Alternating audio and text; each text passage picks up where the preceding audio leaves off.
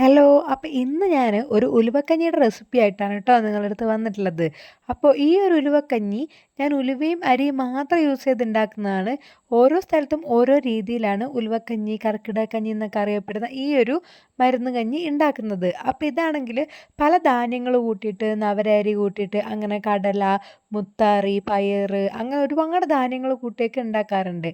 പക്ഷെ ഞാൻ എൻ്റെ വീട്ടിലുണ്ടാക്കുന്ന ഈ ഒരു രീതിയിലാണ് കേട്ടോ ഇപ്പോൾ ഉലുവക്കഞ്ഞി ഉണ്ടാക്കുന്നത്. ഇതിന് ഉലുവ ആദ്യം നല്ല രീതിയിൽ തന്നെ ഒന്ന് സോക്ക് ചെയ്ത് വെക്കണേ.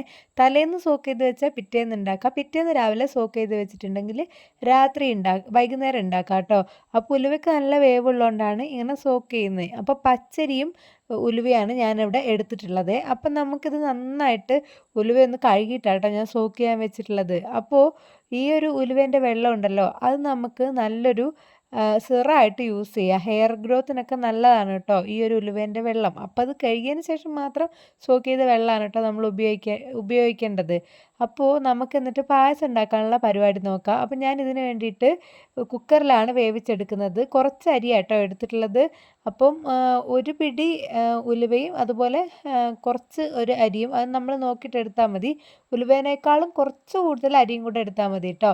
അപ്പം ഞാനത് കുക്കറിൽ ഒരു 3-4 വിസിലും കൊണ്ടതാവും. കുറച്ചധികം തന്നെ വെള്ളം ഒഴിച്ച് കൊടുക്കണം കേട്ടോ.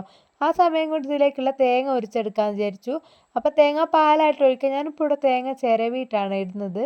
അപ്പോൾ ഞാൻ തേങ്ങയൊക്കെ ഉരിച്ചെടുത്ത് തേങ്ങ ചിരവി വന്നപ്പോഴത്തേക്കും ഏകദേശം ഇതിവിടെ സെറ്റ് ആവാനായി കേട്ടോ. അപ്പോൾ ഈ ഉലുവക്കഞ്ഞി ഉണ്ടല്ലോ ഒരുപാട് ഗുണങ്ങളിലൊന്നാണ് കേട്ടോ. നമ്മളെ വേദനകൾ മാറാൻ വേണ്ടിയിട്ട്, അതുപോലെ തന്നെ ഇപ്പം നമുക്ക് ഹെയർ ഗ്രോത്തിനൊക്കെ നല്ലതാണ് കേട്ടോ ഈ ഒരു ഉലുവ. പിന്നെ നമുക്ക് നടുവേദന, പിന്നെ മഴക്കാലത്ത് ഉണ്ടാകുന്ന അസിഡിറ്റി പ്രോബ്ലംസ്, നമുക്ക് മഴക്കാലത്ത് ദഹനശക്തിയൊക്കെ കുറവായിരിക്കും ഈ ഒരു കർക്കിടക മാസത്തിൽ. അപ്പോൾ അതുകൊണ്ടാണ് ഇങ്ങനെയുള്ള ഉലുവക്കഞ്ഞിയൊക്കെ കുടിക്കാൻ പറയുന്നത്. പിന്നെ ഇവിടെ എൻ്റെ ഹസ്ബൻഡിൻ്റെ വീട്ടിലാണെങ്കിലുണ്ടല്ലോ ഈ ഒരു കർക്കിടകത്തിൽ മരുന്ന് അല്ലെങ്കിൽ പൊടി ഇത് കഴിക്കുന്നത് മസ്റ്റാണ് കേട്ടോ. കല്യാണം കഴിഞ്ഞ് ഡെലിവറി കഴിഞ്ഞ എല്ലാ പെൺകുട്ടികളും ഞാൻ നേരത്തെ ഒരു വീഡിയോയിൽ പറഞ്ഞിട്ടുണ്ട്, സ്വന്തം വീട്ടിൽ വന്നിട്ട് ഈ ഒരു പൊടി മരുന്ന് കഴിക്കും. അപ്പം ഞാനും ഇവിടുന്ന് എൻ്റെ നാട്ടിൽ ഇങ്ങനത്തെ ചടങ്ങൊന്നുമില്ല. അപ്പം ഞാൻ ഇവിടുന്ന് കഴിഞ്ഞ 2 വർഷം കഴിച്ചിട്ടുണ്ടായിരുന്നു കേട്ടോ. അപ്പോൾ ഇപ്രാവശ്യം ഞാൻ കഴിച്ചിട്ടില്ല. കാരണം എനിക്കത് നല്ലതാണ്, പക്ഷെ അത് കഴിക്കുമ്പം പിന്നെ യൂറിൻ ഇൻഫെക്ഷനും കാര്യങ്ങളൊക്കെ വരും. അത് എല്ലാവർക്കും അത് പിടിക്കണം എന്നില്ല കേട്ടോ. അപ്പോൾ അതുകൊണ്ട് ഞാൻ എൻ്റെ ബോഡിക്ക് അത് ഓക്കെ അല്ലാത്തതുകൊണ്ട് ഇപ്രാവശ്യം ഞാനത് കഴിച്ചില്ല. അപ്പോൾ ഉലുവക്കഞ്ഞി എന്തായാലും കഴിച്ച് നോക്കാമെന്ന് വിചാരിച്ചു. ഒന്നാമത് അത് ഇവരത്രയും കഷ്ടപ്പെട്ടിട്ടാണ് കേട്ടോ നമുക്ക് വേണ്ടി ഉണ്ടാക്കി തരുന്നത്.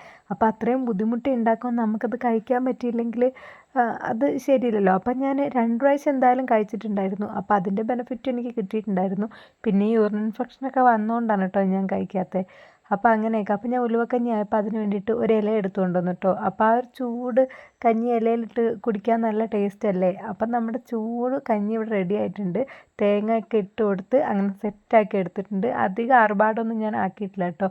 ജീരകവും ഏലക്കായും ഒക്കെ നമുക്ക് പൊടിച്ചിടാം, വേണമെങ്കിൽ തേങ്ങാക്കൊത്തൊക്കെ വറുത്തിടാം. പക്ഷെ ഞാൻ അങ്ങനെയൊന്നും ചെയ്യുന്നില്ല, സിമ്പിളായിട്ടാണ് കേട്ടോ ആക്കിയത്. അപ്പോൾ ഇതെൻ്റെ അച്ഛമ്മേൻ്റെ റെസിപ്പിയാണ് കേട്ടോ. അപ്പോൾ നിങ്ങൾക്ക് എൻ്റെ ചാനൽ ഇഷ്ടപ്പെടുകയാണെങ്കിൽ ഒന്ന് സബ്സ്ക്രൈബ് ചെയ്ത് ലൈക്കും കമൻറ്റും ഷെയറൊക്കെ ചെയ്ത് സപ്പോർട്ട് ചെയ്യണം കേട്ടോ. താങ്ക്